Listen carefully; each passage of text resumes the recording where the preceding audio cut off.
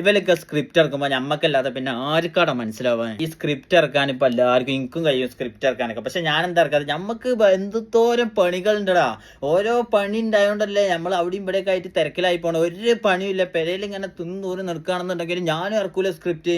എന്റെ കൂടെ അതാ പാച്ചുവിനെ കൊണ്ട് പറയിപ്പിക്കും ഒരു വ്ളോഗ് ഇട്ടാ.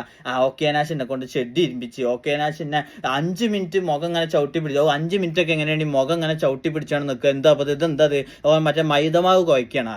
മമ്മാണെങ്കിൽ മൈദമാവിന്റെ മാതിരി ഉണ്ടായിരുന്നു. ഞാൻ ജന്മം ഉണ്ടെന്നുണ്ടായി വിശ്വസിക്കില്ല. കാരണം എന്താ വെച്ചാൽ ഒന്നെങ്കിൽ ഇതാവും തൊപ്പി ഏതോ പടത്തിൽ അഭിനയിക്കുന്നത് അതിനുള്ളതാണോ അറിയില്ല.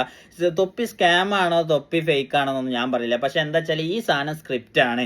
കാരണം എന്താ വെച്ചാൽ നമ്മളെല്ലാവരും ജാമ്യ മില്ലിലേക്ക് അവിടേക്കും ഇവിടേക്കും PG പഠിക്കാൻ പോകുമ്പോൾ ഇവൽ ഇവിടെ സ്ക്രിപ്റ്റ് ഉണ്ടാക്കി കളിക്കലല്ല. അങ്ങനത്തെ ഇവർക്ക് ഇനിയിപ്പോൾ പുതിയ സ്ക്രിപ്റ്റ് മേക്ക് ചെയ്യാൻ എന്താ പറയുക, ഇനി വേണമെങ്കിൽ അല്ലപ്പോൾ ഇനി മമ്മു മരിച്ചു എന്നൊക്കെ പറയും. എന്നിട്ട് 2-3 ദിവസം കഴിഞ്ഞിട്ട് ഈ അണ്ടർടേക്കറൊക്കെ ഇങ്ങനെ നീച്ച് വരുന്ന മാതിരി ഇങ്ങനെ വരികയൊക്കെ ചെയ്യും. അങ്ങനത്തെ ഇനി ഉണ്ടാകാൻ പോകണം എന്താ വെച്ചാൽ അടുത്ത ലൈവിൽ തൊപ്പി വരും. എന്നിട്ട് വല്ല പ്രശ്നങ്ങൾ എന്നിട്ട് തൊപ്പി അവിടുന്ന് കുറെ തെറിയറിയും, ഇവിടുന്ന് തെറിയറിയും. അപ്പൊ കുറെ പൊട്ടന്മാരായിട്ടുള്ള ബ്ലോഗേഴ്സ് ഇങ്ങനെ വാദിക്കും, എന്താണ് ഇങ്ങനെ തെറി വരെ അത് ഇത് എന്ന് പറഞ്ഞിട്ട് ഇങ്ങനെ അങ്ങനെ അങ്ങനെ കളിക്കും. എന്നിട്ട് ലാസ്റ്റ് ഇവരെ ഒന്നും കൂടെ ഒന്നിക്കും, MRG ഗ്യാങ് പിന്നെ ഒന്നും കൂടി ഇതായിട്ട് അങ്ങനെ ആകെ കല.